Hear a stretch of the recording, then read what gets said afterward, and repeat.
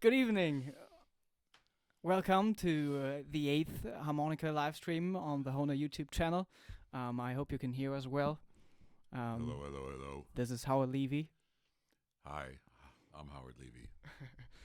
Most of you know him, I hope so. There are also already a lot of people in the chat. You can see that right there. Ah. And really looking forward to this stream. When did you arrive here in Hamburg? That's a good question. What is today? Today is Friday? No. Thursday. Oh, it's Thursday? Yeah. So I guess I got here on Monday night, right? Monday evening. And I taught, I did my workshop and private lessons on Tuesday, and then we had our concert yesterday, which was Wednesday, and today I did a bunch of lessons and the coaching session. So yeah, a lot of stuff happened this week. I had the great opportunity to invite Howard to Hamburg to the music school, and he gave a workshop and lessons, and the concert was great yesterday. We had a great rhythm section to play with. There are already so many people in the chat. I think we gotta answer stuff and Sure. maybe also play stuff. Sure. Kushal says, "Hey, I just picked up the harp, and it's amazing to have such hardworking talents out there to just show you what is possible if you sincerely dedicate yourself to this, and it's just so much fun to play." Oh, there's another question. Well, thank Only you. nice words, so thank you. Hi from Mexico. Namaste, Guru Howard Levy. Spangenberg Music.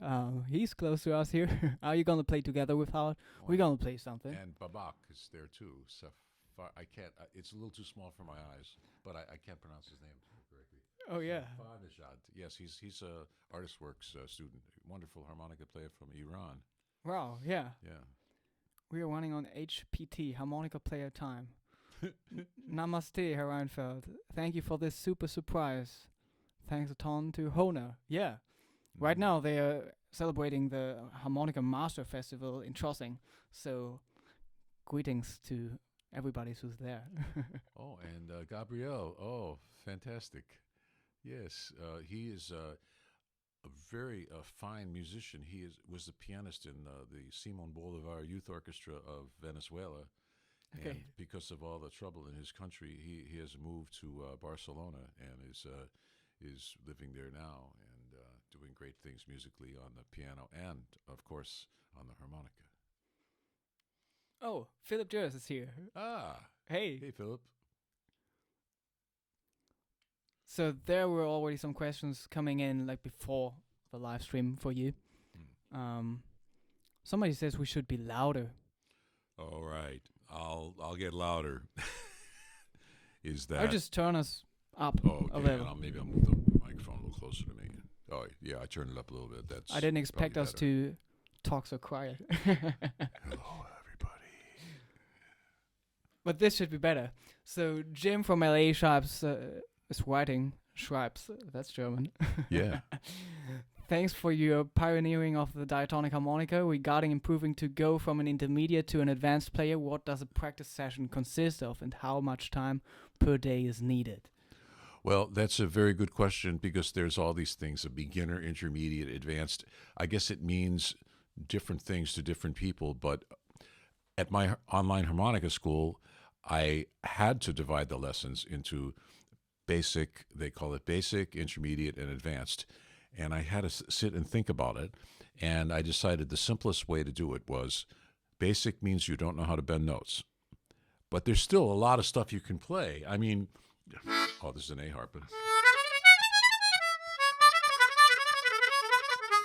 I mean, you can play fast.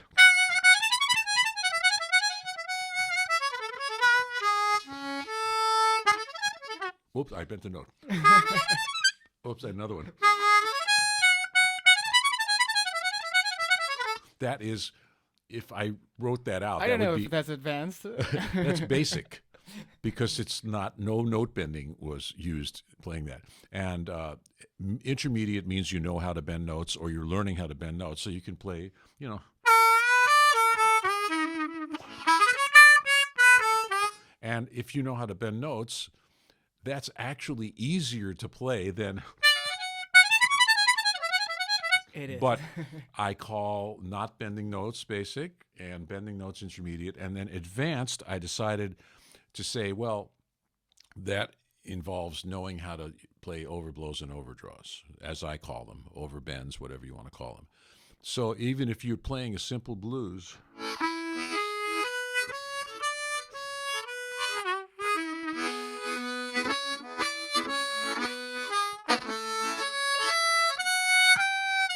involving the 6-hole overblow, that would be in the advanced section. So when you're talking about being an advanced player, that's what it means at my school. But being an advanced player means a lot more than that. It means, to me, to my mind, it means understanding the music you're playing, knowing the notes that you're actually playing on the instrument, understanding how to play over chord changes, some simple jazz tunes, as opposed to just playing modally or playing blues, where you don't have to think about chord changes or really knowing what notes you're playing. Blues is more of a collection of licks and feel. And your playing has to mean something, but you don't necessarily have to know the names of the notes. There's a lot of great blues players who don't know what notes if they're playing an F sharp or an F or an A flat. Yeah, it doesn't matter. It's not only 12 bars. No, I mean you can play a one chord blues and have a ton of feel and sound really great. It doesn't matter if you know the notes you're playing. But then if you try to play anything jazzy that has some chord changes, you really have to understand some music theory. So it's not just a matter of practicing, it's a matter of learning some knowledge that is outside of the actual harmonica, playing of the harmonica, and then applying it to the playing of the harmonica. Yeah. So Stephen Peterson asks, what made you both pick the diatonic harp, and especially Howard being a Coltrane fan? Why not saxophone? I mean, you played some saxophone. I actually played saxophone, but I got turned on to the blues when I was 17, and I heard all these great blues recordings by all these the great Chicago blues artists, Junior Wells and Little Walter and James Cotton and Paul Butterfield. And what happened is some of those guys came to New York and played in clubs, and I went out to hear them. I heard one night a double bill of James Cotton, one of his best bands, and Paul Butterfield, one of his greatest bands, the one that's on the Pig Boy Crabshaw album, with Elvin Bishop on guitar and Dave Sanborn on sax. It was a 3-piece horn section, and it just absolutely blew my mind. And I just really wanted to play the harmonica because I was a pianist. I played piano from the age of 8. So that's what inspired me. And then later, I got into jazz and, not fell in love, but just idolized John Coltrane. And that's when I learned how to play the saxophone somewhat. I was never a great saxophone player, but the blues happened first for me. Yeah, I mean, for me, it was also just the sound of the instrument. And the instrument was always the thing that brought me into different musical directions. Yeah. And I played blues on the instrument, and the only thing I could see online was other guys playing jazz to step up technically on the instrument, and that's why I started to play jazz. Mm-hmm. Of course, I fell in love with jazz afterwards, but that was not the initial starting point for this musical style. Yeah. Well, blues is the origin of jazz and of rock and roll too. I mean, the blues is at the heart of those great American musical forms. And so I don't think you can really be a jazz musician without really being a blues player first. And Coltrane was a really great blues saxophone player, and he played in a lot of blues bands and R&B groups, and people loved his bluesy playing. Yeah. So Say Your Harp says, hi, Master Levy, have you taught any Mexican personally? Have I what? Have you taught any Mexican personally? Have I taught any Mexicans personally? I'm sure I have. I've taught all over the world, and probably some people in Chicago who are Mexicans. I've taught Argentinians and Brazilians and Venezuelans and probably Mexicans. I can't remember. Yeah, I mean, especially in your online harmonica school. Well, because, yeah, like, there's Mexicans in the online harmonica school. there was absolutely. also asking, like, what's the best way to learn with you? I would say, the harmonica school is amazing because it's so affordable. A 3-month subscription is less than one private lesson with me for an hour, And my private lessons that are an hour always end up being more than an hour. But still, the harmonica school, I pretty much teach everything I know, and it's very, very organized because I have it by level and also cross-referenced by style. So you can find anything you want, and then you can make a video, send it to me. I'll answer you. So it is a sort of a limited but very focused one-on-one aspect to the school. But of course, I still do give private lessons, and sometimes I'll do workshops where with like 10 or 15 harmonica players. You learn stuff in different ways and in all of these different formats. Yeah. There's Stefan from Bucharest. Hi from Brazil. Otavio Castro is here. That's great. Hello, Octavio. Tell us some exercises about precision on notes. Okay. Should I use a C harp to teach with? I Yeah, guess maybe so. Everybody can. Everyone can do it. Do you have some first? I've been doing a lot of talking. You want to talk about that, or? I'm not sure, like, if it's meant to be like precision, maybe on bendings. Oh, maybe well, that's what he's talking about. I don't know, but I'll do some stuff with precision on notes. First off, I have to say that I personally play pucker. I don't play tongue block for single notes. I do tongue block for octaves and all that kind of stuff. But my single note playing is pucker. And I would say the first thing to learn. First off, start wherever you want. I'm not going to tell you how to start playing the harmonica. But if you just play the C major scale in the middle of the instrument, and you can't see my stomach, but all my breathing is all, if I breathe right, my voice drops. My breathing is supported from down here, the diaphragm. And so all my breath changes are coming from down there. They're all supported. And I'd say if you play supported, you have a natural power. You're not pushing from your throat. You're keeping your throat open. Your voice should be relaxed. Your throat should be relaxed. And then you just try to breathe smoothly and continuously like a circle. Like the way a violinist plays with the bow, it's not duh, duh, duh, duh. And the way we breathe naturally as human beings, we don't breathe. So the idea of playing the harmonica smoothly is to have your breath be circular.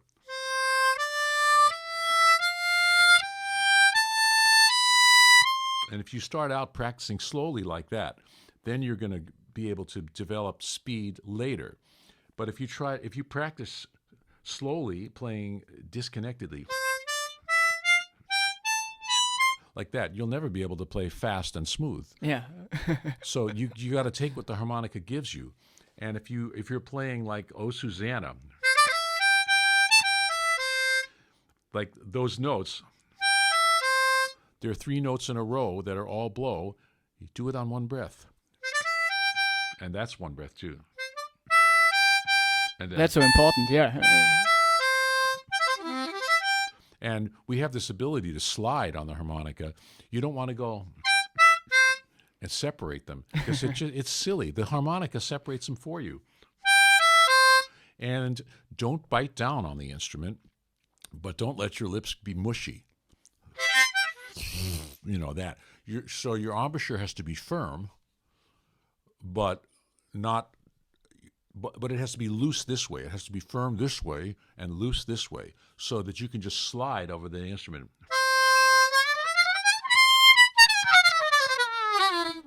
And very little effort involved. And everything is supported from down here, and it just flows through you out of the instrument. So the first thing when you say precision is that your breathing has to be smooth. And that keeps you relaxed. And then in terms of precision of bending and pitches, you want to talk about that? Yeah, I mean, like also like scalar stuff. I mean, I like to play scales and always like move back to the root note. I mean, the first thing is you always hear the next note in relationship to the first note, but also like to just get used for the jumps on the instrument and thinking about like how to move the harmonica or your head or whatever while doing that. Mm-hmm. Like if you just play the major scale, just that thing, and just thinking about like what do I want to move? Do I want to move my harmonica, my head, or both, or like brushing your teeth? Yeah, you have many options. Like, well, that's tricky because that is the hardest thing in the harmonica is jumping around and doing that smoothly. So it's a really great thing to practice that and do it smoothly, especially when there's breath direction changes.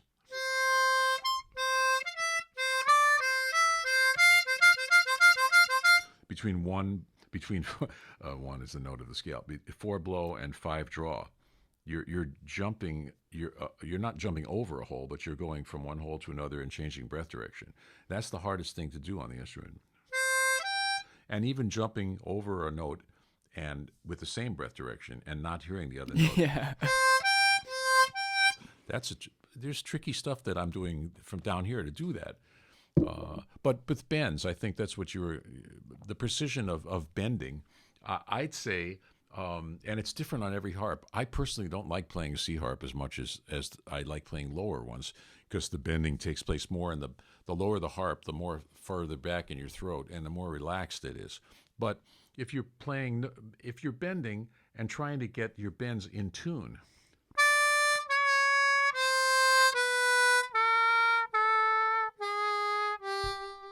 that's really not easy. That's the hardest thing on the instrument.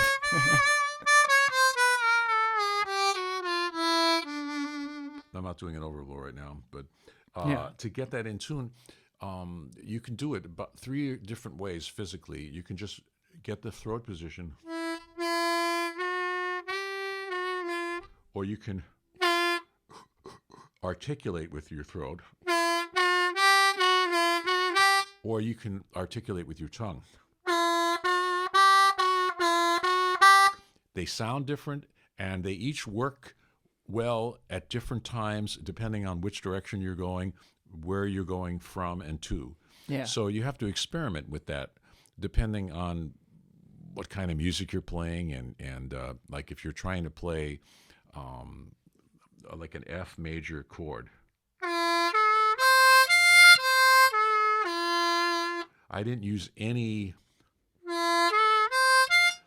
I didn't go and I didn't use the tongue. I just slid, and I make sure that my mouth is in the position of the bend before I get to the bend. And there's 2 ways I do that. One is physical, and I'm not thinking about that. I'm thinking about the piano keyboard and what the note looks like on a piano. This is a weird thing. I'm thinking F, A, C. So I'm going.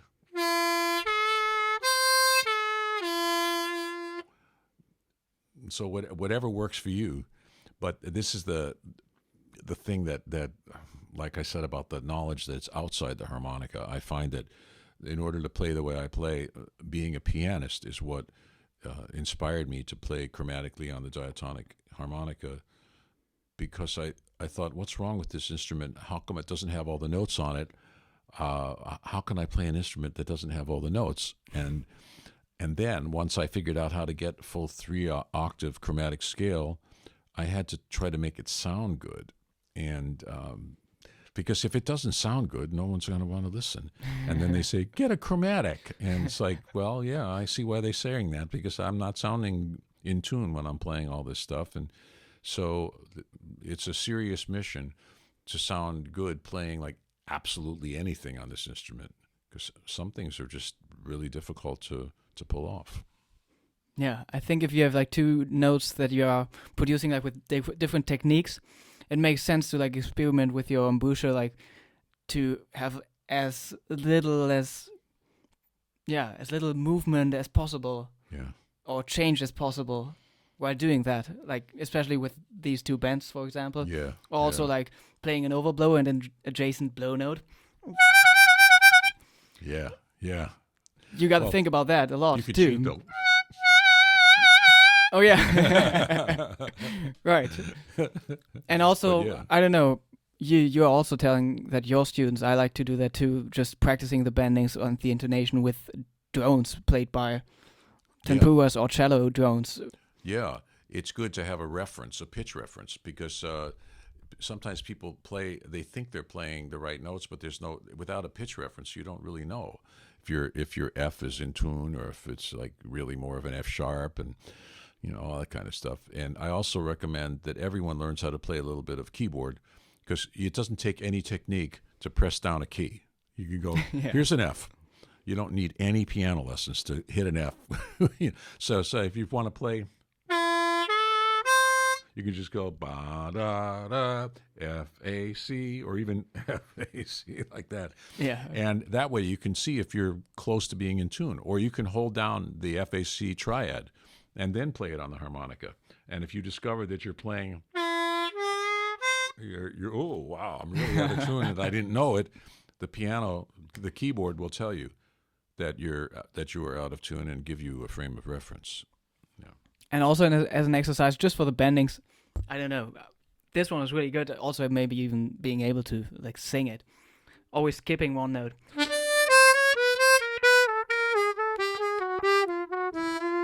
Yeah, that's the chromatic and scale. maybe singing that. Like. That's the chromatic scale descending in whole steps.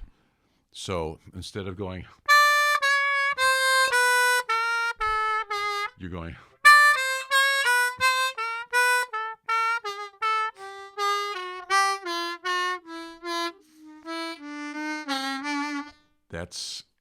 That's a very. I actually use that in solos a lot of the time too. It's kind of a jazz lick that got. And it's popular. a lot about articulation too.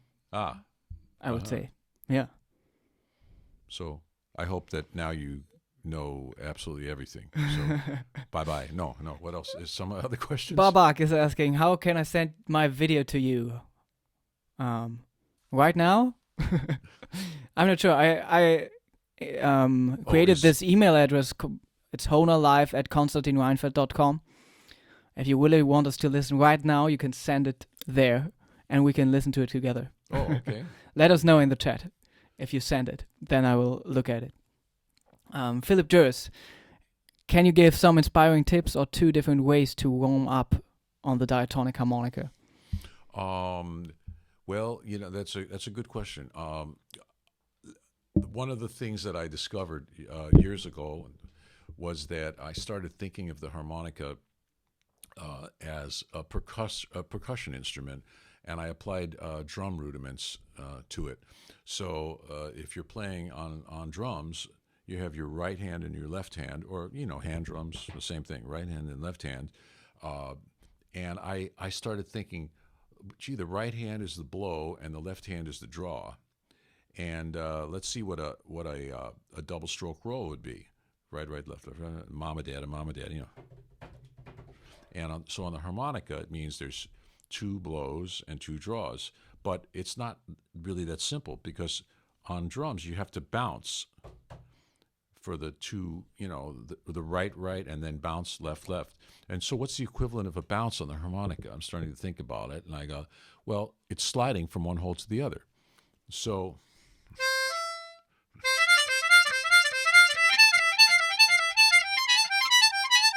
that's the harmonica equivalent of a double stroke roll. 4-5, and then 5-4 draw. So it's.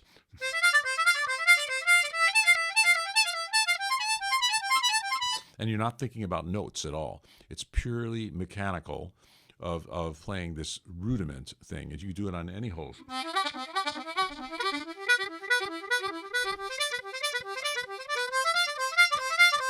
Like that. Yeah, and there are some good ones in there. And they're weird sounding. There's stuff that you wouldn't play. And then you start with the draw. So.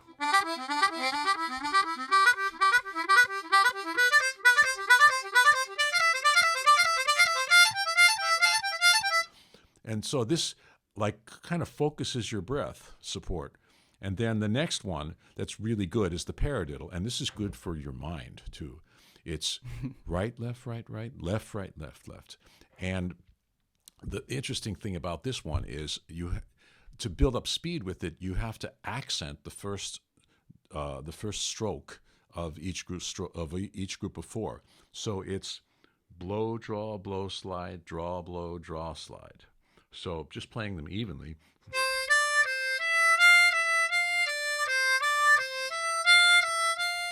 And you can move up the harmonica.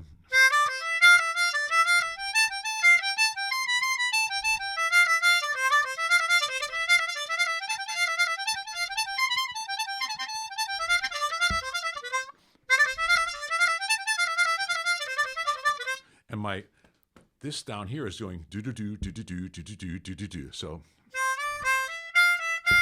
the stomach is going do do do do do do do do do, and the hands are. And the thing is, it's just down here and up here. It's not up here. And the throat is nice and open and relaxed, So these are great things to do before you play a gig. It just gets you, organizes your breathing and the support of the airstream. Okay, yeah. There's so many questions. Oh, okay. Read them to me and I'll answer them shorter. Yeah. Can you talk a little about the intervals in the song "Jesus, Joy of Man's Desiring" you played? Oh. That's a long answer, probably. That's a long answer, yeah. Well, that is one of those things that it involves tongue blocking and moving voices and stuff like that. So it's like counterpoint. So I came up with these ideas from long car rides where I was trying to think, how can I play some stuff with counterpoint on the harmonica? And the first thing that I've figured out is you can't blow and draw at the same time. So you're limited to counterpoint that happens when you're blowing, or drawing.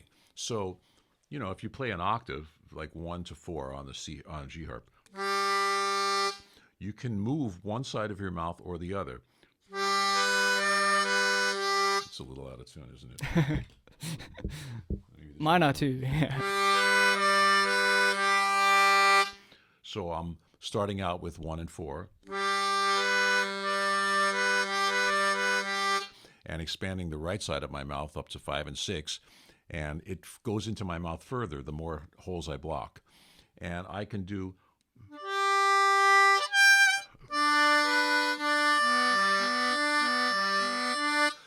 the same thing on the bottom of the harmonica. So the idea of the Jesu, Joy of Man's Desire, Jesu, meine Freude,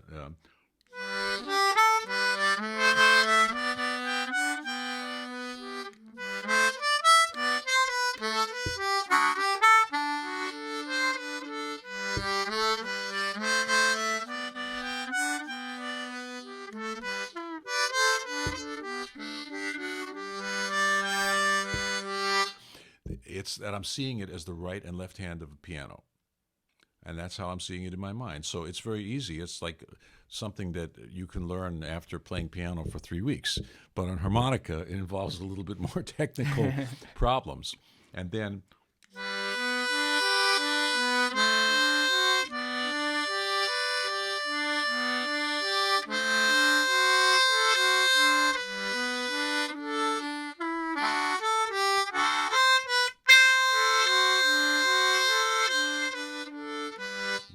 so what the intervals are the notes that are on the harmonica. It's just, I found that this thing works fantastically, and it's really close to the original notes that Bach wrote too. I mean, the melody is identical, and the harmony, the counterpoint on the left hand, I call it that, is almost identical. So the harmonica kind of plays that one by itself if you have the ear for it. So you basically answered the next question, which is, why should we use tongue blocking when we know how to pucker? There's just a lot of stuff you can't do, or a lot of sounds you can't get while puckering. Yeah, it depends on what style of music you're playing too. Also, the rhythmic thing. I mean, you can fake it, right? Yeah.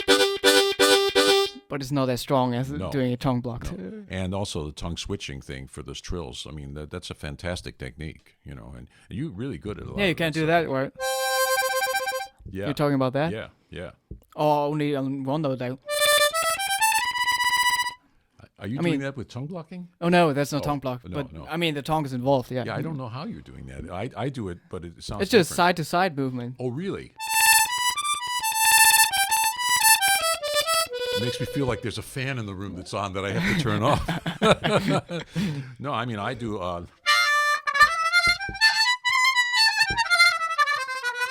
do a triple tonguing thing. Yeah. But I don't know how to do that. You have to show me.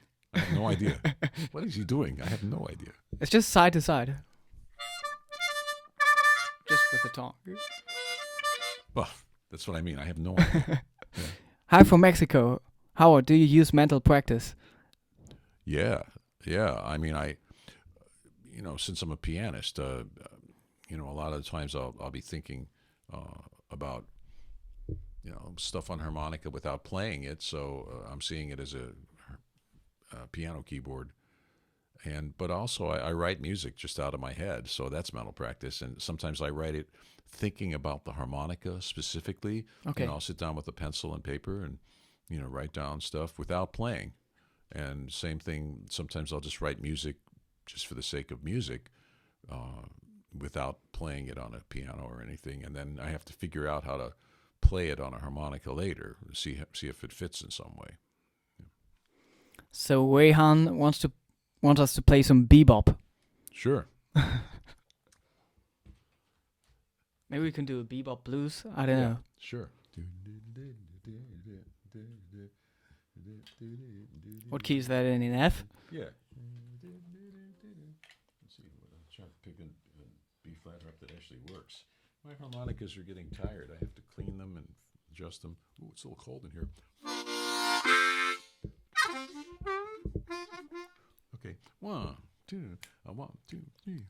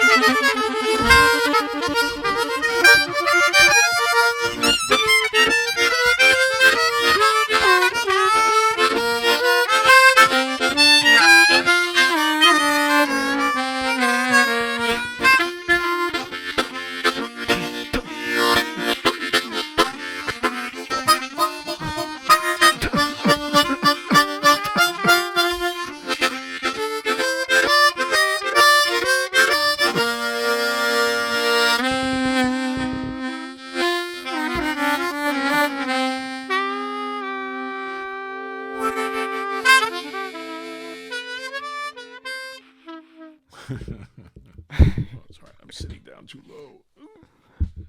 Okay. Okay. What else? That was $15 to play that one, by the way. Come across with the cash. Oh yeah. Where's Come the PayPal button? Yeah. We need the tip jar in front of us here. So yeah, that was mental practice. Karim Gomez. Hi, do you have some trick to remember notes distribution while playing different keys? Note distribution. No, well, I mean, there's key signatures for starters. I mean, this is music theory that to play in the major scale in any of the 12 keys, which we now can do on this instrument. Each one of them requires a different amount of sharps and flats, and there's a system to this. It's actually really easy. Every time you go up a fifth, you add a sharp to the key signature. So you play in the key of C, it's all the white keys of the piano. If you go up a fifth and play in G major, you add 1 sharp, which is the F sharp, and it's the note a half step below the key that you're playing in. That's the first sharp. And then you go up another fifth from G to D, and D includes the F sharp, but also has the sharp a half step below D, which is C sharp. And the sharps are added also in order of fifths. It's really interesting. It's pure math, and it's kind of amazing.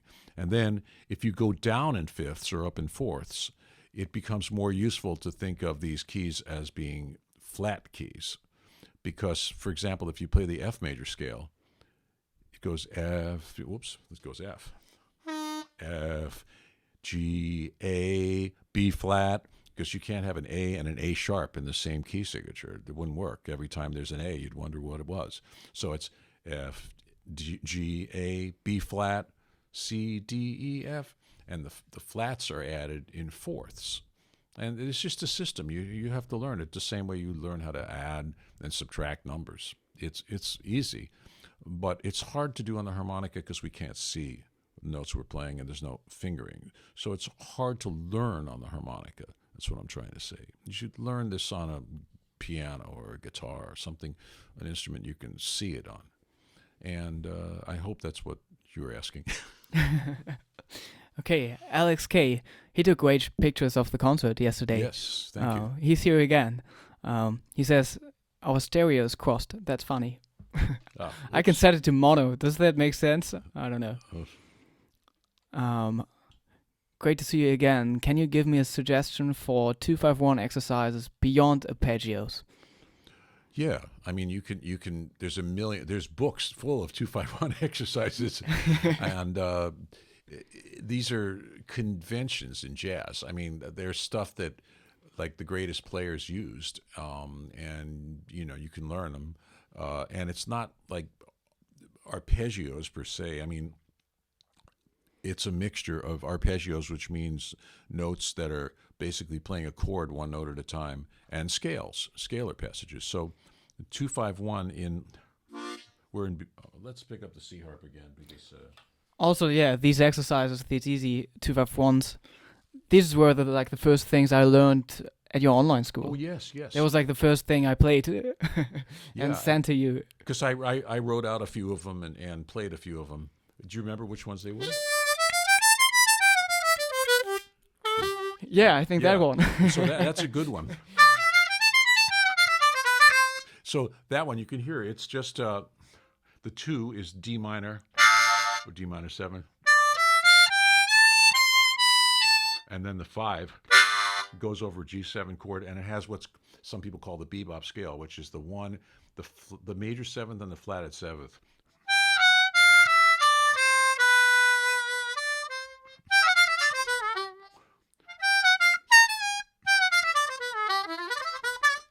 It's called a passing tone.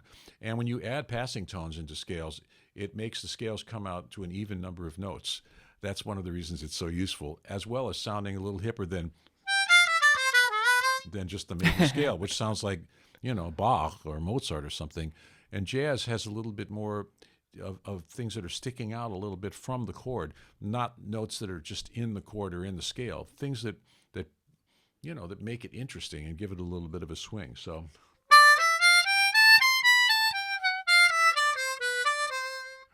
that's 2, 5, 1 of C. And then you can go down in whole steps.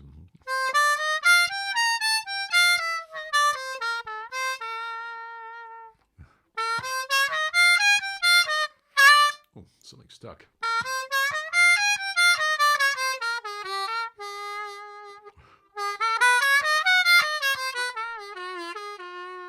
And going down in whole steps is actually a pretty easy way to practice it. And it corresponds to a lot of standard jazz chord progressions that do go down in whole steps. So, yeah. Yeah, and there's also like the biggest transition to make, like probably from being a blues player to playing jazz, like getting used to not playing so-called licks, but playing streams of eighth notes. And you probably need these passing notes to do that. Yes. Yes, that's a really good point because a lot of blues players, they groove really strong. I mean, they'll have a great feeling. But to play jazz, even faster. Let's see.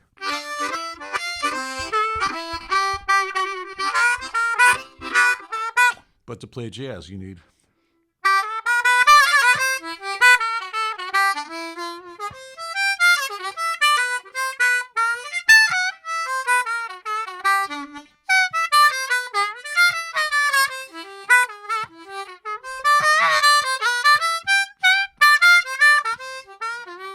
Like the stream of eighth notes, 1 and 2 and 3 and 4, and because that was a pretty kind of a bluesy, shuffly, jazzy feel. But to get the stream of eighth notes going, you have to understand scales and arpeggios and key signatures and all the things we've been talking about, or else you're just going to play a bunch of stuff that doesn't sound good. Especially this instrument, it's really easy to play the quote wrong notes because the notes that are on the instrument itself without bends or overblows, they're very limited. And you can make a basic mistake of playing, a flat seventh where you should be playing a major seventh. If you're playing over a major seventh chord. You don't want that flatted seventh in. You don't want. It's the wrong note, but it's there on the harmonica. So that's why you have to understand theory to play. That's what I was saying about that basic, intermediate, and advanced. You need to know theory to play jazz. This is where instinct will only take you just so far. But also, one of the most important things to do with trying to learn any style of music is to immerse yourself in it. Listen to tons of records. Go hear people play live. And you see the way that people are moving and the way that people in a band are interacting with each other. And so it's not just learning rules and notes. It's getting a feel for the thing and also imitating, because learning by, quote, by ear, that's most of what it really is imitation, of what you've heard. And you have to learn how to imitate people who are really, really, really good first before you find your own voice as a player. Yeah. And also, like with the diatonic harmonica, I think it's a lot about anticipation. Like, oh yeah. And if you compare that to other instruments, like the saxophone, where you can just blow and like push down. Yeah. Or like playing chromatic and move through the instrument and use the slider. I mean, all notes will come out, but that's not the case here. No, you have to. Like I said earlier about playing an F major chord, you have to prepare your embouchure to get the F and the A in tune. You can't just go with your fingers or hit some keys. That would be so nice. It wouldn't sound very good. It would sound like this instead of, it would sound like. Yeah, I mean, this instrument has levels and layers that are invisible. And you have to anticipate them, know where you're going before you go there. It's tricky. So Gabriel is in love with the diatonic harmonica, but sometimes he thinks it's a good idea to play chromatic or any other kind. Did you experiment with other types of harmonicas? Yeah, well, Konstantin knows this. I actually learned how to play chromatic early on, and after I'd been playing diatonic for maybe like 3 or 4 years, I was frustrated that I couldn't read well on it because I was spending so much of my energy trying to see the piano keyboard in my mind and closing my eyes that opening my eyes and reading while I was doing that was really hard. I thought, well, why don't I play a harmonica that I don't have to keep my eyes closed for? The chromatic has all the notes. You don't have to visualize anything, and the button gives you all the sharps and flats and everything, as well as duplicating some of the white keys. So I practiced chromatic for playing classical music and taught myself how to read on it, and then later taught myself how to read on diatonic as I kind of absorbed the concepts more deeply. And then I even played a chromatic harmonica concerto with an orchestra once in 1988 and I practiced every day for 6 months and hired a professional piano accompanist to rehearse with. And I didn't sound terrible, but I decided after I did it that there just wasn't enough time in this lifetime for me to become a great chromatic player. I just couldn't see myself devoting that time to it when I loved this little instrument so much, and it was a choice. And I just put the chromatic back in the case and never played it again. Yeah. Oscar, hi guys, when you'll come back to Mexico, and what kind of tuning is your choice? Equal, Richter?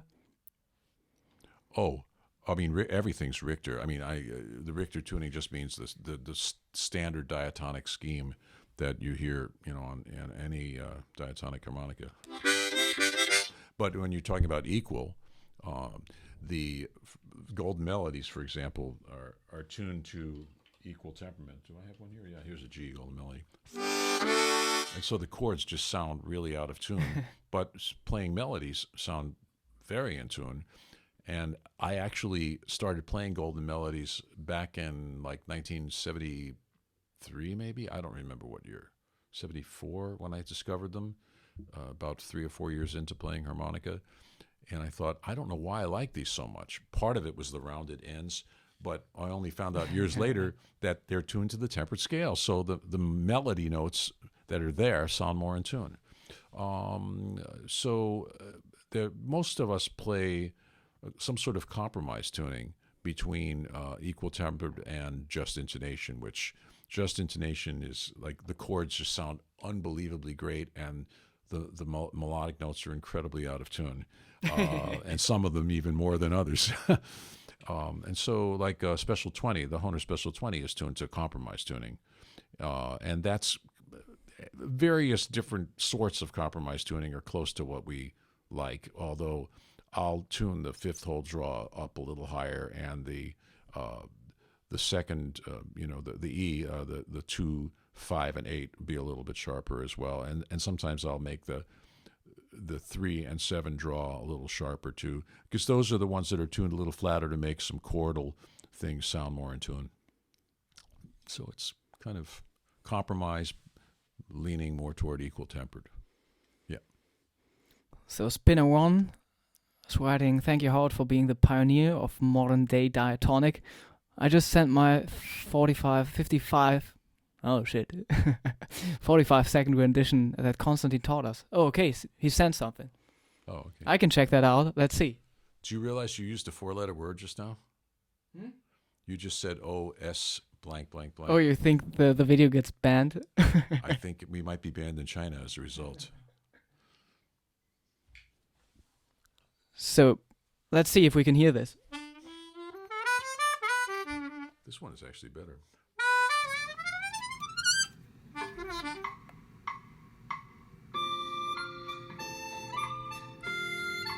Oh, very slow.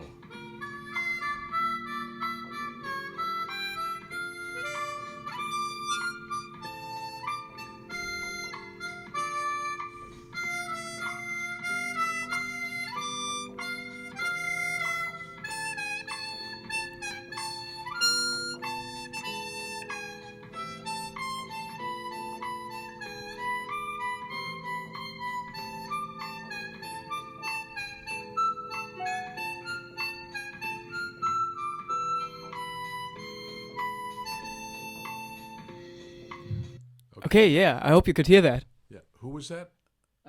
That was Spinner One. Okay. Well, the thing about that piece is it's supposed to be played really fast. Yeah, I mean, I taught it like two streams ago with that backing track. Oh, I just wanted to do something different with it. Ah, okay. But something I noticed was probably something you talked about earlier, was just like jumping over notes and on the same breathing direction. Yeah. And you could hear just a little of the notes in between. It's just really hard to play. I think it's almost harder to play slowly. I don't know. And also, it's not the right key for the piece. The piece is in B minor, and I use an A harmonica in third position. But Oh no, maybe it was. No, what key was that in just now? It was just like third position on the C, so That's everybody what I could thought. do it. My Yeah. mind just melted. A little jet lagged. Yeah.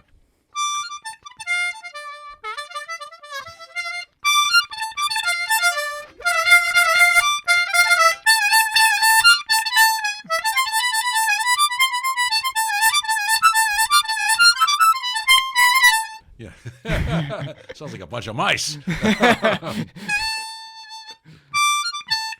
That's really hard.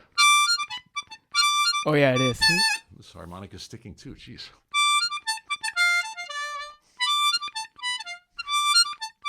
I'm trying to think of how I'm doing it. I'm not making the mistakes randomly.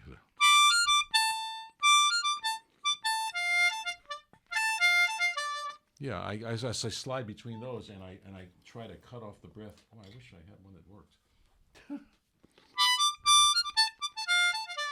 That's better.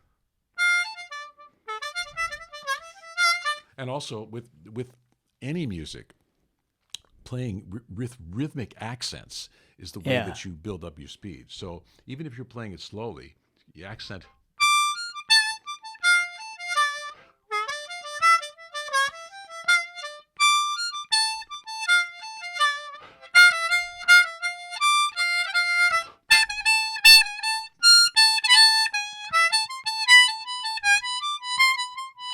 And that way, what happens is that the rhythmic accents are the strong notes, and then the notes in between are just like little, I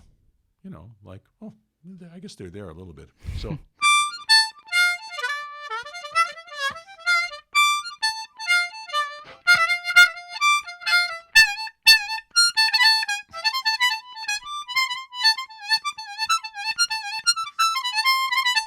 See what I mean? So in your accent, it has a swing to it. The notes are not all the same. And that's what you're aiming for eventually. And in any exercise you play, even if you play a scale, you should go. I'm extending it one note so it comes out even. So.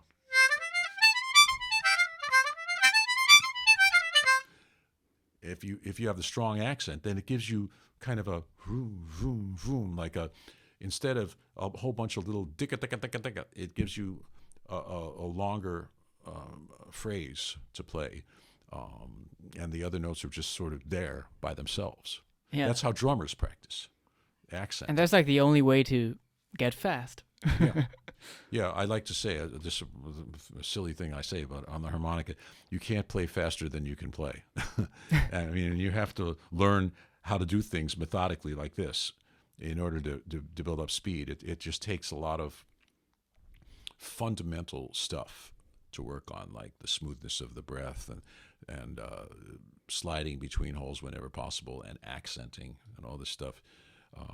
Every instrument has its difficulties, but the harmonica in particular, because of this in-out thing that we're doing, no other wind instrument has to worry about the breath direction changes.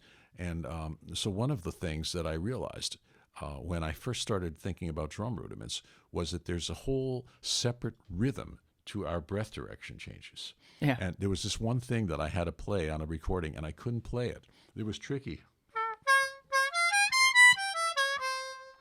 It was on this harmonica, it would be an A flat. On a C harp. It's really easy for me now because I analyze the breath direction.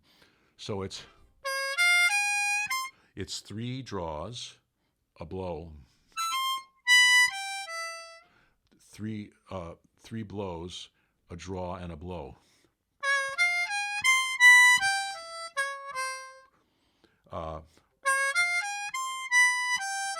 2 blows, sorry. A draw and a blow. So that rhythm is, if you're in 4, it's like da, da, da, da, da, da. Like dotted quarter, eighth, dotted quarter, eighth quarter. No, dotted eighth quarter, eighth quarter, eighth, and then you're on the downbeat. So it's ba, ba, ba, ba, ba, ba. And that's how my diaphragm down here is moving. And once I figured that out, I could play it really fast, But when I was thinking about the specific notes, I felt really slow. I'm thinking specific notes like on a piano, like the way I would normally think, and it wasn't working. And I was in a studio, and I was like, come on, Howard, get this right already. You know, we don't have all day here. And I'm really glad I figured it out.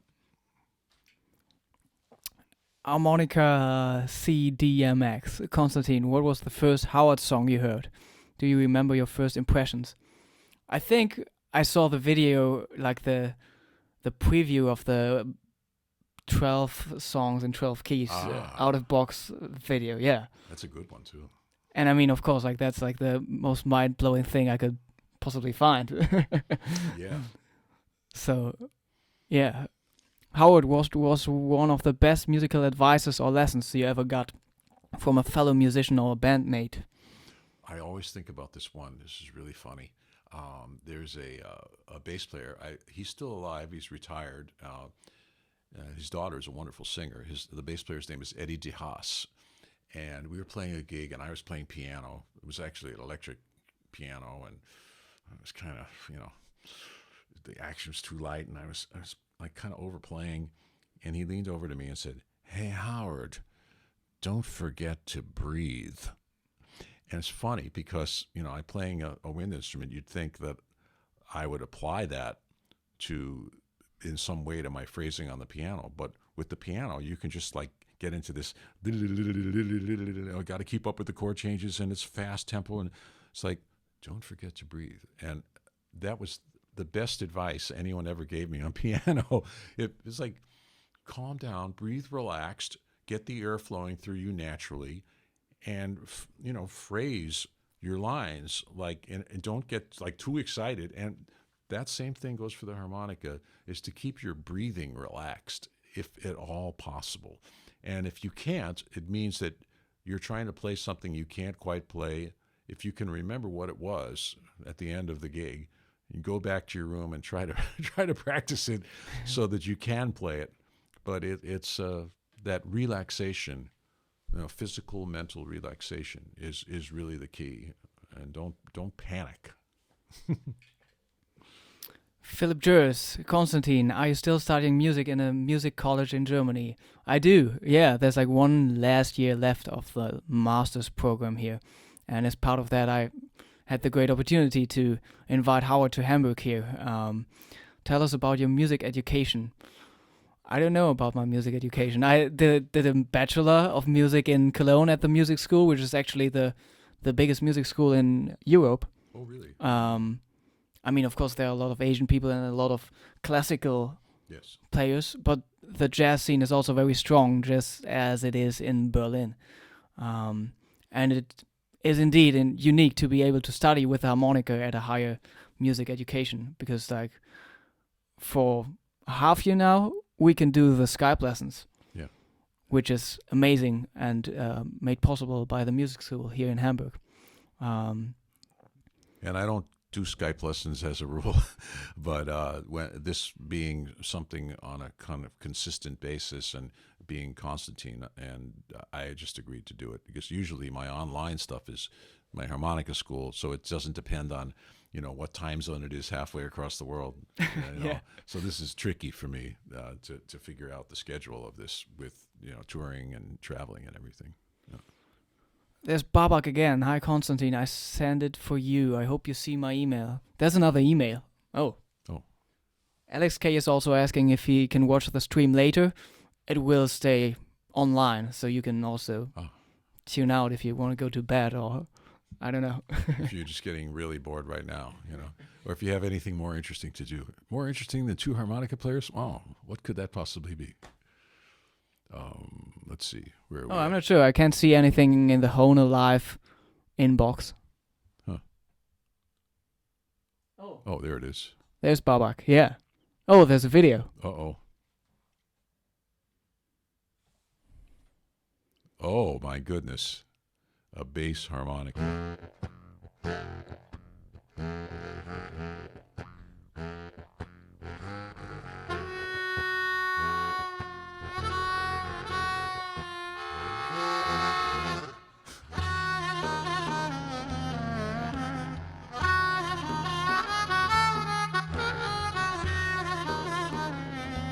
That's a low diatonic too.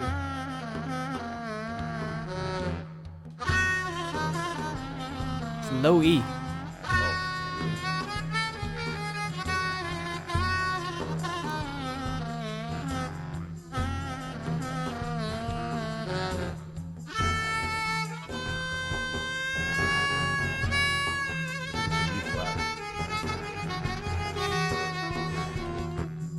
Yeah. No, it's an E, right? I was a half step off. Yeah, it's a low E. Wow, It was great. Yeah. fantastic. Wow. With the bass harmonica, I wish I had a bass harmonica. I have one. It's the single reed one, so it's sort of gentler. But those Hohners with those plastic combs, they really kick. You know what? Yeah, they sound great. You sound like wow. Yeah, that was just some blues, right? Isn't that some blues? Little quarter tone blues. Gabriel again. Konstantin, hope you're going to Hanover to Howard's trio concert. So you're actually starting your Europe tour here in Hamburg, right? So what are your other dates? Well, I wish I had something to look at. You'd have to look at my Facebook fan page or my website, which is levyland.com. And I know my first one is in a town in Czech Republic, a little bit north of Prague, and it's called Jirkov. I guess I'm pronouncing it right, Jirkov. And then next is a private concert in Ulm on the 3rd. And then next is, what is it? Freiburg, I believe, with Riesler and Matinier. And then I go to Prague and play a club there solo. My first concert is solo as well. And so on and so forth. More things with Riesler and Matinier and some more solo concerts. Just by the way, Silver in Black is the most amazing record I ever heard. That's a great compliment. Thank you very much. Yeah, it's an amazing group, and Michael and Jean-Louis are just mind-blowingly great musicians, and we interact so well with each other. There's it's really serious and a lot of humor as well. I love playing with them. Mariana is asking, hi guys, Howard, when you create chords with draw and bend notes at the same time, like D and F sharp on the first two holes, C harp, are you using just your tongue? Also, Argentina is waiting for you. So who is this from Argentina? Mariano Garcia del Rio. Oh, okay. I know who that is. Hi.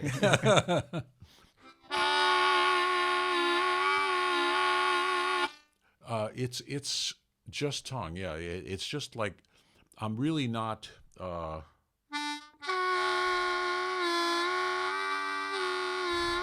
This is something that sometimes I bend just one of the two notes. Sometimes I'll bend both of them at the same time, or sometimes I'll bend one a little different amount than the others.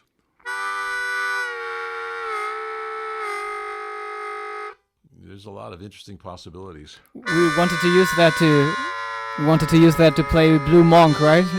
Oh yeah.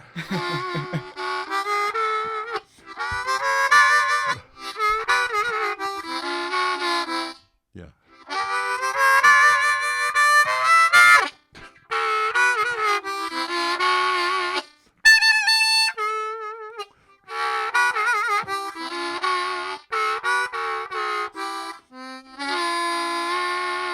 And then White Christmas also works. Oh yeah.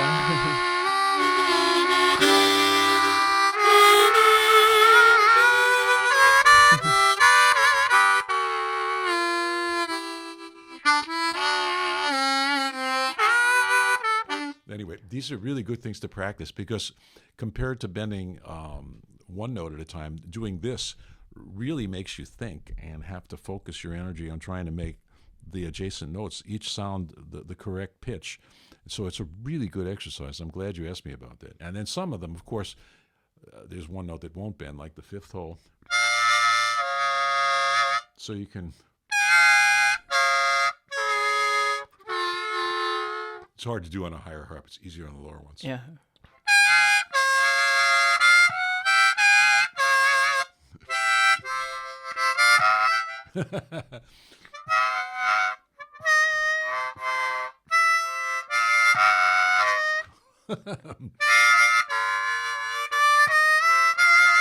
It's fun to practice this kind of stuff. You just get a little idea in your head and say, I wonder if the harmonica will do that. Yeah. Yeah, you can definitely start to play White Christmas and stuff like that. Maybe tomorrow. It's November then. Yeah. Oh, that's true. It's early.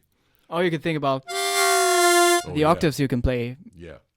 Yeah, so that would also be like one natural note and one note that is a bend. Yeah. Yeah, those are really interesting techniques. Actually, Joe Falisco is the one who told me about that. I didn't know you could do that. And it's like, oh, you can do that? I have to learn how to do that. I have to practice more tongue blocking just to do that. Also, Joe is really good at like this. That one, like the D and the A.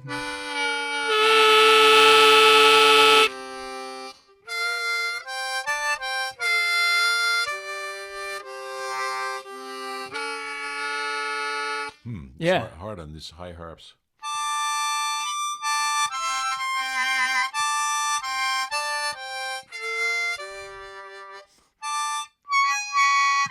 That's a nice chromatic fourths. So you played 2 overdraws at the same time? The 7 overdraw and 6 whole draw bend. Okay, yeah. I also like the 6 whole overblow and the 7 blow at the same time. Oh wow! Never did that. Ooh, I'm afraid I'm gonna break the harp though. That's a wonderful sound. If you're if you work for the fire department. Wow. Sanskrit Songbook. Dear Maestro Levy, which are your favorites among ragas, please? Have heard you play 2 rare ones? Well, this is really funny. I'm not that educated in Indian music, so I mean, I have occasionally played things with Indian musicians and tried to play the right notes. But on that out of the box video, I did something that approximates raga. Oh, I don't want to get it wrong. Puriya Kalyan, I think it is. And this is one of those things. It's like a displaced pentatonic scale. This is a very weird thing, a way to think. But like if you play the D minor pentatonic scale.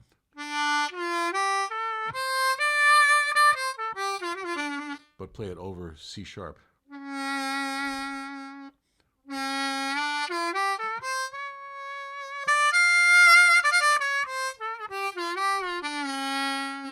The one piece from the out of box is very close to that, right? That is that. Yeah. So it's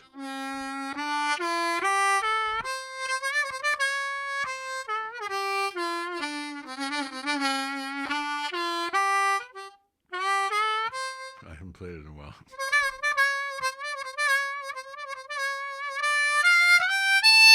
Yeah, so it's a really cool sound because there's no fifth.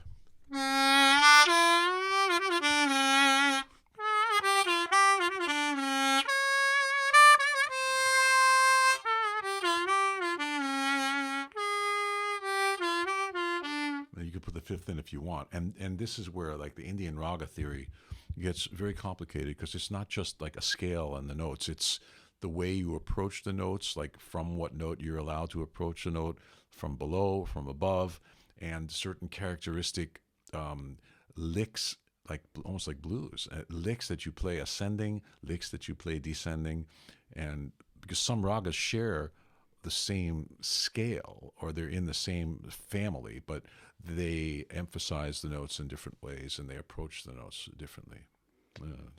There's a really great book that really has a good explanations of Indian raga theory. It's called The Raga Guide. Nimbus is the name of the publishing company, and it's published by people from University of Rotterdam who have an Indian Music Institute there. A really fantastic one. And you also have the T-highs in there, right? Yes. Yes, I do.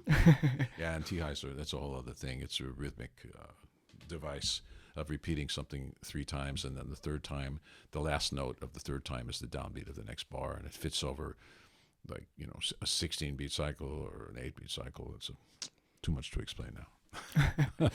I think we already did like 1 hour, I think. Oh, okay. But there are like some more questions. Okay, we'll answer a Maybe few we more. can go through them quickly. Yeah.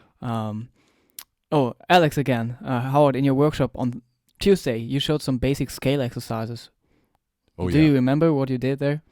Well, yeah. I mean, the idea is I'm writing a book, and the working title is something so long that I can't remember it. But the idea is it's to combine together scales, modes, and rhythmic patterns to develop a musical, a tonal rhythmic vocabulary, and this involves the ability to improvise in odd time meters. And so, something very simple would be the fact that the major scale has 7 notes. And so if you're trying to learn how to play in 7/8 time, like taka, taka, taka, so 1, 2, 1, 2, 1, 2, 3, 1, 2, 1, 2, 1, the 7 notes of the scale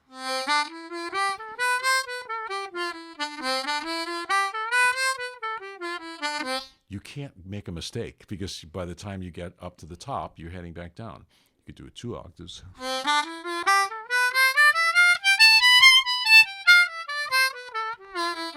And I'm accenting. But then the idea is to be able to do this in every key and in all 7 modes of the major scale. And if you know about modes, the harmonica school, I try to teach the fact that if you're in the key of C, if you start on the 2nd note, it's called the Dorian mode. It's a minor scale with a raised 6th. And then if you start on the 3rd,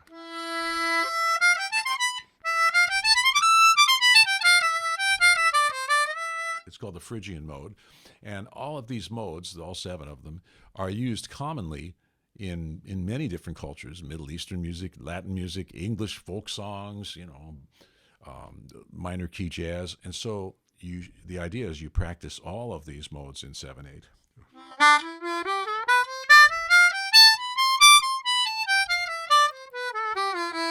That's the D Dorian, and then the E Phrygian. And the idea is you practice it over a drone. Oh, you want to play a drone? Just play an E on the harp for me to practice over the play the scale in Phrygian.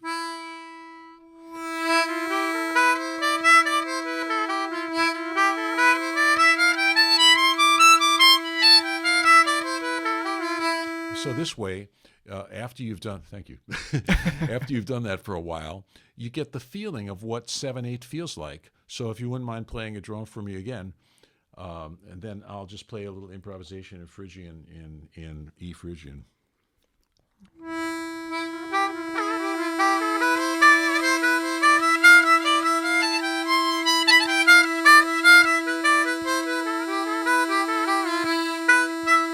And because I'm prepared I prepared myself to play in 7/8 by using the scale, which, like I said, you can't make a mistake because the 7 notes, it always ends up in the right place.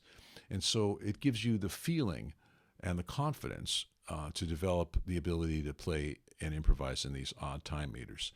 And of course, it gets harder when you start moving these things around into the other 11 keys, where you need, overblows and more bends and everything like that. Yeah. Any day to come to Mexico? I'm sure I know who this is. I would love to come to Mexico. I just don't know quite who to connect with to get me down there. I've tried a few times, and it just seems like I hit dead ends all the time. But now that you're bugging me some more, I will try again. After playing chromatic until now, I really want to try Diatonic. What tune do you recommend?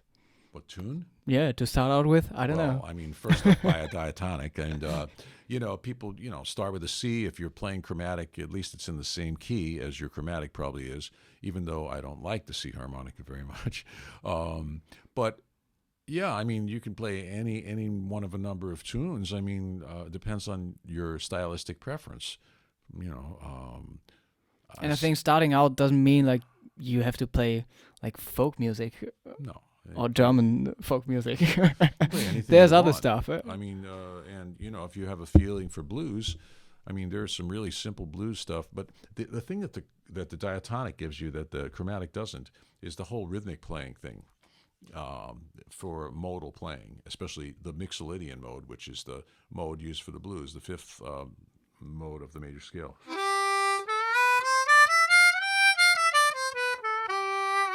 So that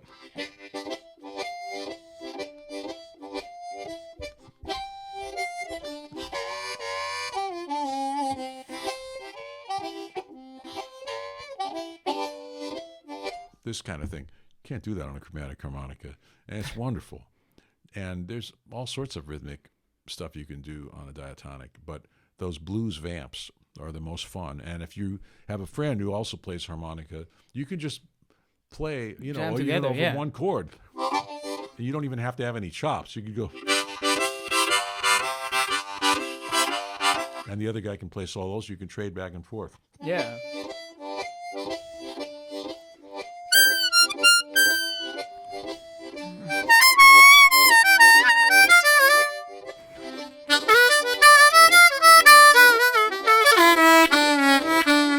Yeah, and that's a lot of fun.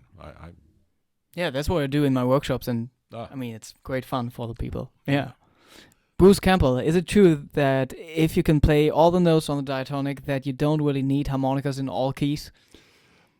I would say that that's true, except if you're trying to play characteristic blues, that kind of thing. Yeah. You can only do that in second position in cross harp. So if somebody says, hey, let's play a blues in F sharp, it's like, to do that, you need to own a B harmonica. Even though I could play blues in F sharp on a C harp if I wanted to and sound pretty bluesy doing it. But I can do it. Should I do it? Yeah.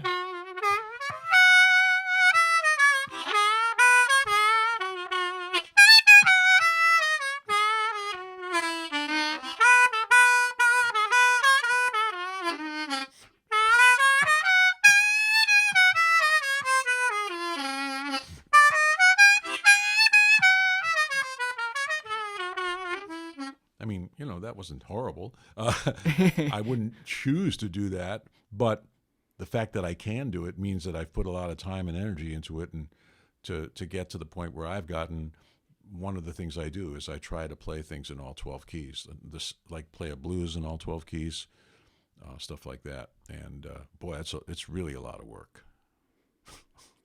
But it gives you start to surround the instrument that way, and you start not being afraid to try to play in weird keys, which for playing jazz, a tune can go into some strange key from some very normal key, like the jazz tune Cherokee. It's very, very normal sounding in B flat for the first 16 bars, and then it goes into B and A and G major, none of which are in the key of B flat major, harmonically, chordally, scalar-wise. So, in order not to sound like sound terrible when the bridge of that tune comes, it takes a lot of work. You sound great on the A section, and then you hit the bridge and you sound awful unless you really work hard. Okay, even more questions. I think we got to go through them Okay. a little quicker. Okay. Spinner one, I don't know how to adjust my weeds to try for overblows and overdraws. Is it possible to ever achieve those notes without adjusting weeds? It is. Yeah. Like, I mean, if you get a standard harmonica out of box, I mean, at least I can get overblows on 4, 5, and 6. On most Hohners, Yeah. not every brand, because the reed shapes and sizes are different on different brands. But the Hohners actually work the best out of the box, I would say. Sanskrit Songbook again. Thank you so much. Eagerly waiting for the book. Waiting for it since I heard that UNO lecture. Oh, you probably know what that is. University of New Orleans. Yeah. Oh, okay. That's the book on the melody of rhythm. That'll be the next book that's going to come out after I put this one is, I would say, 75% done, and I'm going to work really hard on it when I get home from these tours. My my wish is to have it out in time for the big Jazz Education Network conference in January. I'm not sure that's possible. Gabriel, is it possible to get the 7th grade in higher harps in the last octave? For example, D sharp on an E harp, or E in an F harp, or F sharp in a piccolo G harp?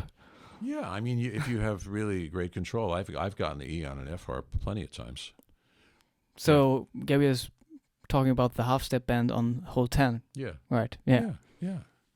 I mean, I probably have an F harp right here somewhere. I don't even carry an F harp. I'm wondering where my mouth is now. Uh-oh. It's really cold, though. Ooh, it's freezing cold.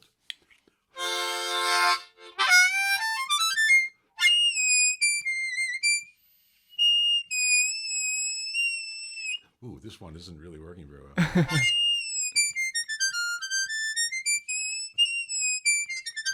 Sort of. Yeah, I got it there. I just had to warm it up a little bit. Yeah. Yeah. Okay. That was And Gabriel. I let the back pressure build up in my cheeks. That's the thing about the upper part of the harp. You don't want to bite down or force it.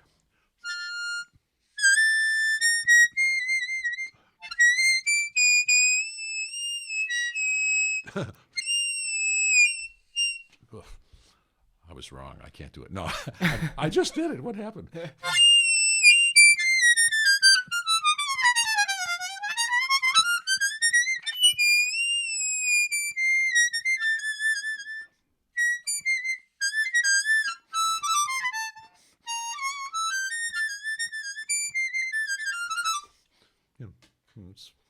It's all possible. Yeah.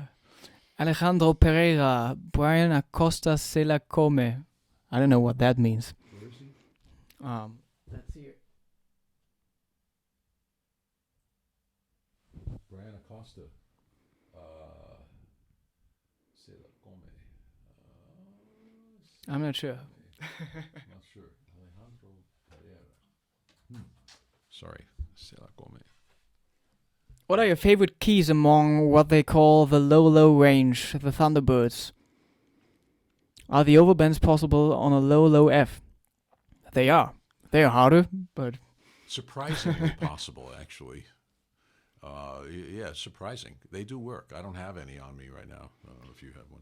no, like the lowest one I have is no. I don't have a low one. Yeah, the low F is when I play that, my eyeballs shake. The whole world goes like when I hit the low notes on that thing.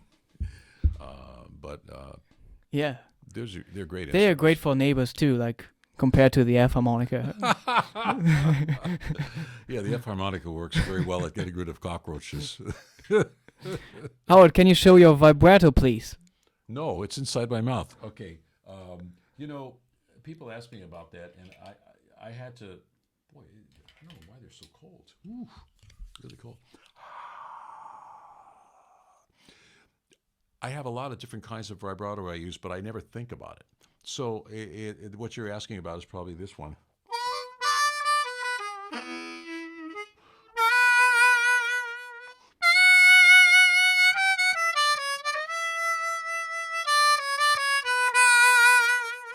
I call it bend and unbend, and it's derived from having played the saxophone. This is a very similar idea, and you just bend a little bit, but not to sound like a bend, and that's the throat tremolo.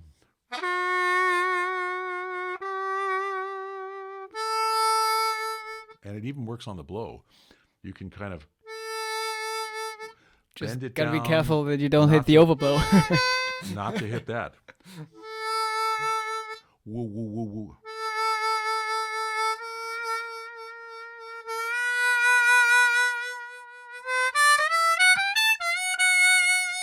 And even on the overblow, right?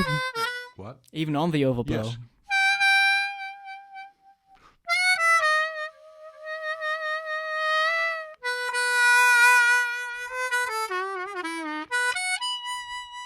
And just even on the draws on the high end.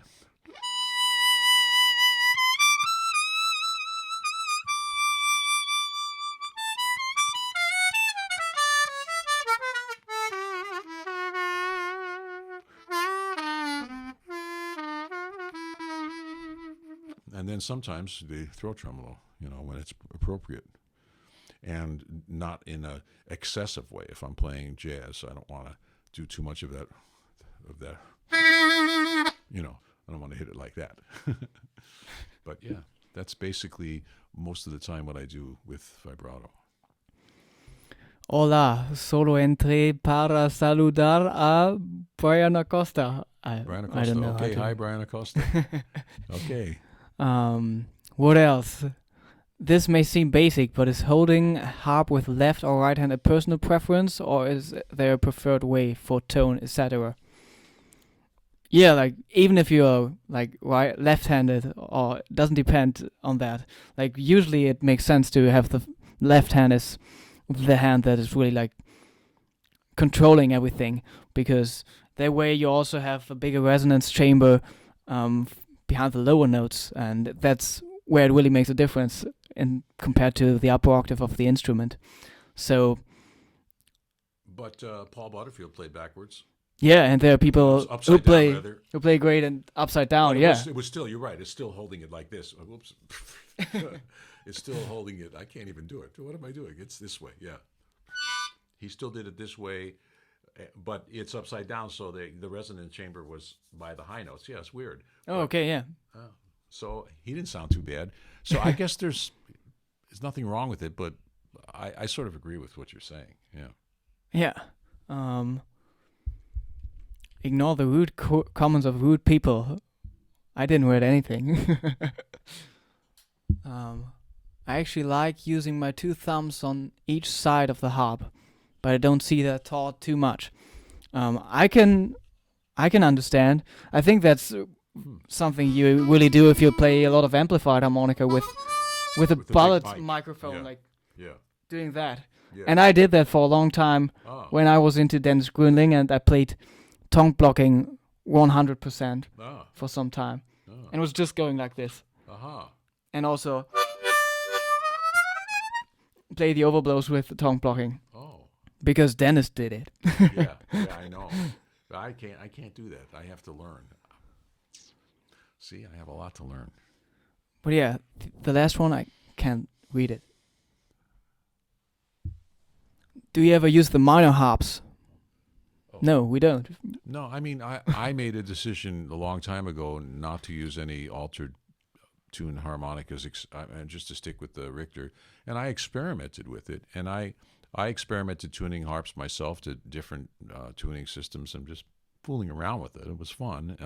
That country tuning is actually a really great tuning, where you tune the 5-draw up a half step. Charlie McCoy used that a lot.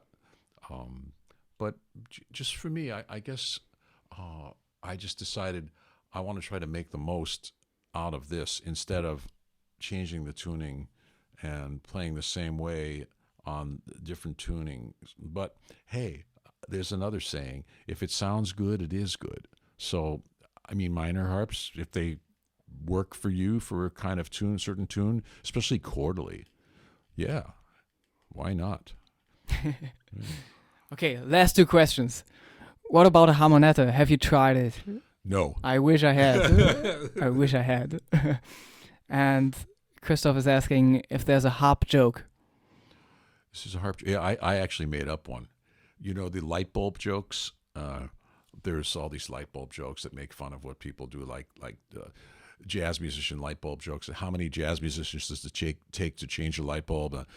6. 1 to change the bulb and 5 to get in on the guest list. You know, this kind of stuff. So harmonica players, how many harmonica players does it take to change a light bulb? None, because everyone knows the harp players can't make the changes. So I said the last two, but there are 3 new ones.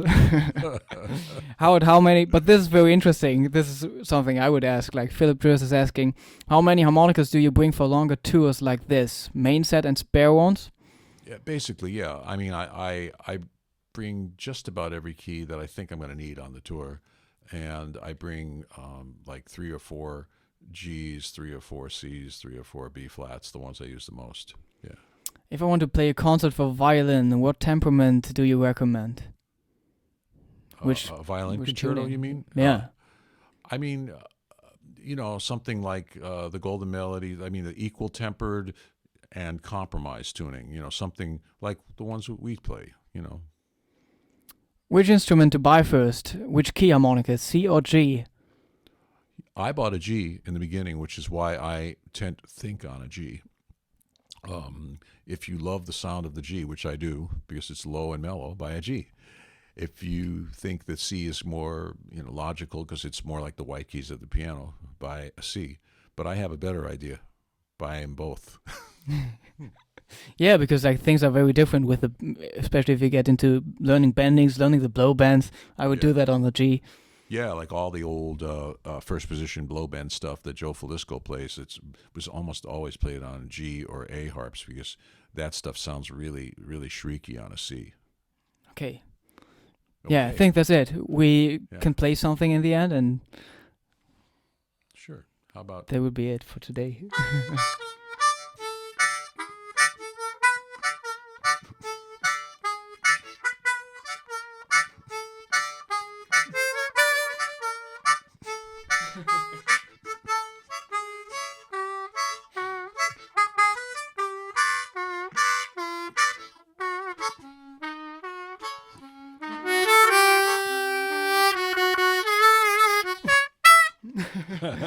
Which key harmonica was that? Oh, this is an A harp. Okay, I just was playing.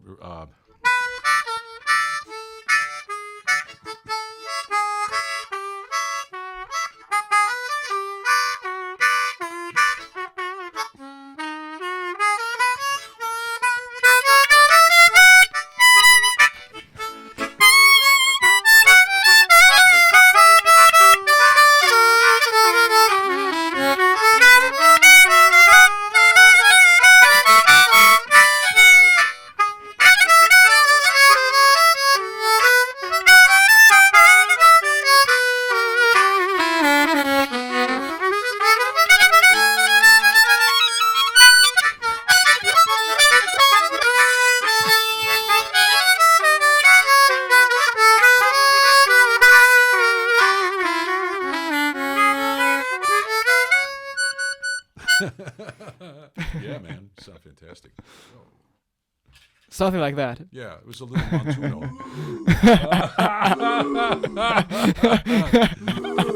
This was an answer to the question about ghost notes.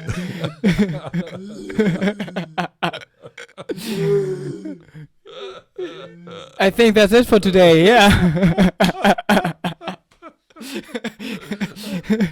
And thank you so much for tuning in. If you want to buy any sheet music, ask him. All right. Yeah. Thank you for tuning in. Please let other people know about this Hohner live stream. I do this every 2 weeks.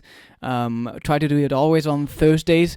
We have a Facebook group, which I link below in the description box, where I share educational material and stuff and inform you about the next date. You can also find Howard Levy's website and his social media links in the description box below. And yeah, that's it for today. Thank you so much for joining. Thank you so much, Howard, for being here, and hope to see you next time. Bye.